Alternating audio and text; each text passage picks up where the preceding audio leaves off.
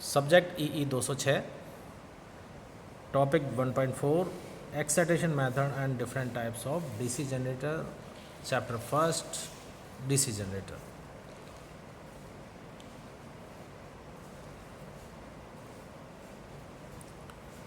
इस टॉपिक में हम different types of DC generator के टर्मिनल वोल्टेज की इक्वेशन का अध्ययन करेंगे। तो इसमें हम सबसे पहले लेंगे separately excited DC generator. Separately excited DC generator जैसा कि हम जानते हैं, इसमें फील्ड वाइंडिंग को अलग से सप्लाई दी जाती है। आर्मेचर को यहाँ पर लोड वोल्टेज से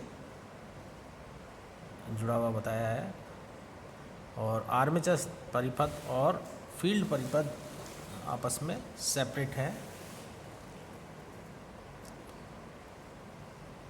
तो जब हम फील्ड वाइंडिंग देंगे तो यहाँ पर जनरेटेड ईएमएफ ई उत्पन्न होगा जो कि आर्मेचर करंट फ्लो करेगा और यही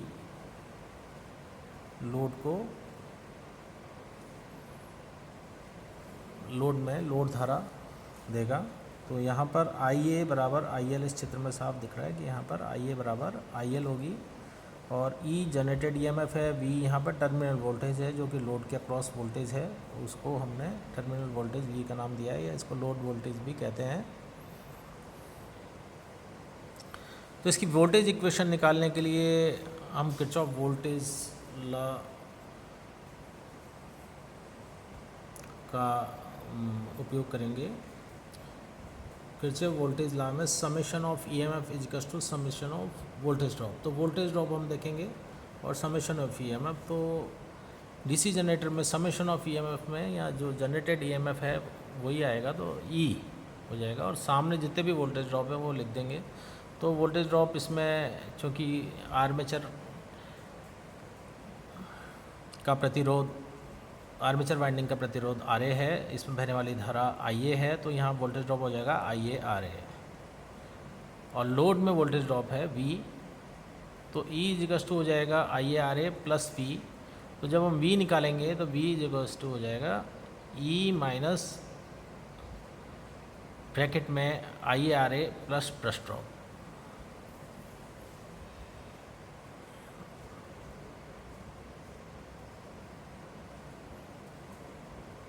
सेकंड है सेल्फ एक्साइटेड डीसी जनरेटर्स। तो ये तीन प्रकार के हैं, सीरीज बाउंड जनरेटर्स, सेकंड है शंट बाउंड जनरेटर्स, थर्ड है कंपाउंड बाउंड जनरेटर्स। तो इसमें सबसे पहले हम शंट बाउंड जनरेटर लेंगे। इस तरह के जनरेटर में आर्मेचर वाइंडिंग के पैरेलल में शंट फील्ड वाइंडिंग को लगाया जाता है। इसका रेजिस्टेंस यहाँ पर RSS दे रखा है, आर्मेचर वाइंडिंग का रेजिस्टेंस RA है। तो जब यहाँ पे वोल्टेज जनरेट होगा E, तो वो करंट जनरेटर से बाहर निकलेगी आर्मेचर करंट IA। ये फर्दर दो भागों में डिवाइड होगी, एक तो जाएगी ISS फील्ड वाइंडिंग को और एक जाएगी लोड करंट लोड को IL। तो इसमें सबसे पहले हम निकालेंगे IA का मान। तो किरचॉफ करंट लॉ से हम निकाल सकते हैं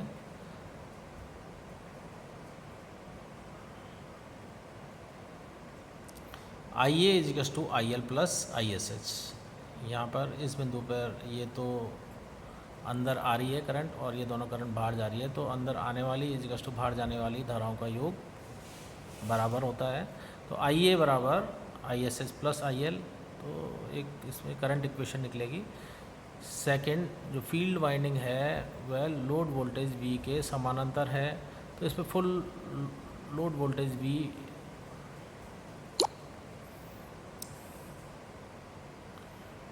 अप्लाई होगा। तो यहाँ पर करंट ISS निकालने के लिए तो ISS निकल जाएगी, ISH equals to V divided by RSH, ये V डिवाइडेड बाई RSH। अब इसकी वोल्टेज इक्वेशन निकालने के लिए तो सबसे पहले जनरेटेड ईएमएफ E है।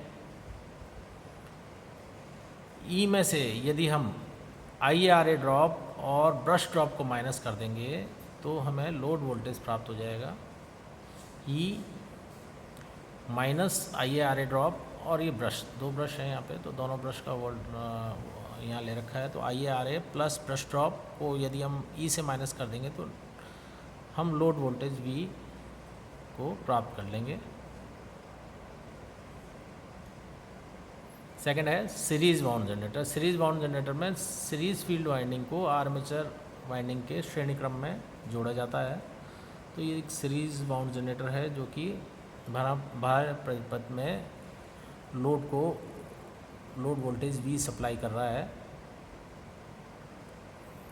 तो यहाँ हम जैसा देख सकते हैं कि IA बराबर IL होगी, IA बराबर IL, दोनों लोड धारा और आर्मेचर धारा एक ही है। सेकंड, इसमें वोल्टेज की इक्वेशन हो जाएगी V is equals to generated EMF है हमारा E, उसमें से जब हम घटाएंगे IARA ड्रॉप प्लस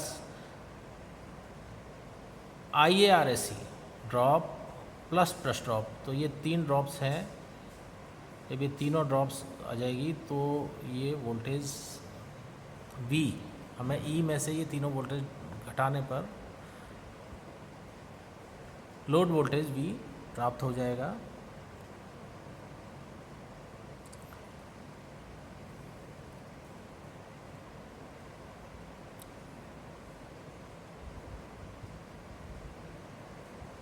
तो generated EMF E minus IARA plus IARAC plus brush drop, इन तीनों को जोड़कर जब हम E में से ये घटाएंगे तो नेट वोल्टेज V प्राप्त कर लेंगे।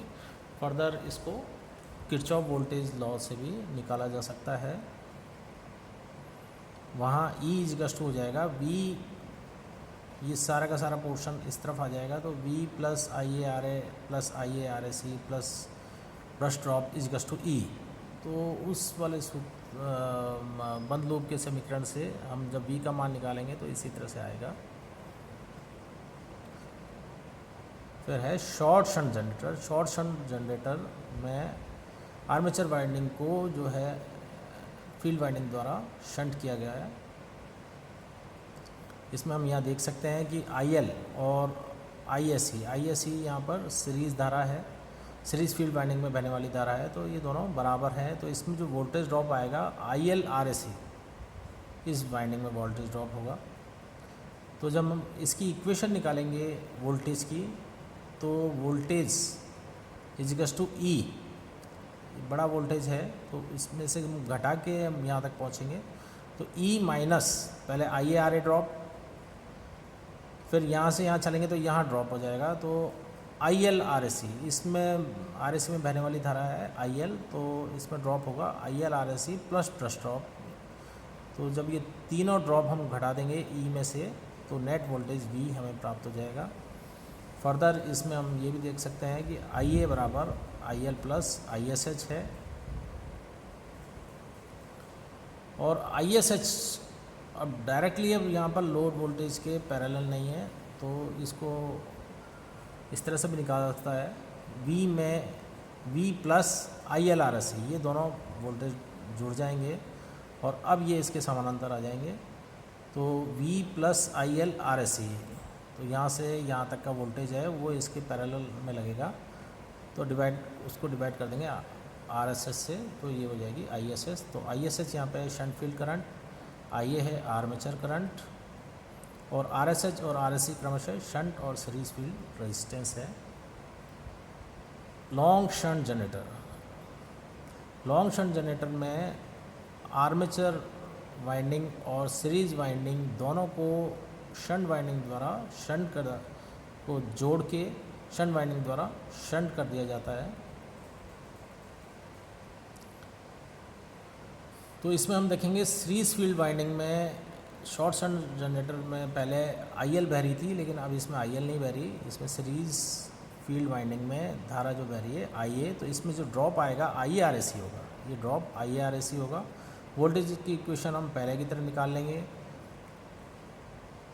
E है, E में से अब हम घटाएंगे, घटा के हम यहाँ पहुँचेंगे, तो E माइनस, अब ये ब्रैकेट में है तो इन तीनों का जोड़ होगा, वो जो जोड़ है वो E में से घटा लेंगे हम, तो IARA तो सबसे पहले इसमें वोल्टेज ड्रॉप होगा आई ए आर ए, फिर सेकेंड ड्रॉप होगा I A R S E, third है ब्रश ड्रॉप। तीनों जब ड्रॉप को में से ई घटा लेंगे तो हमारे पास वी ही बचेगा।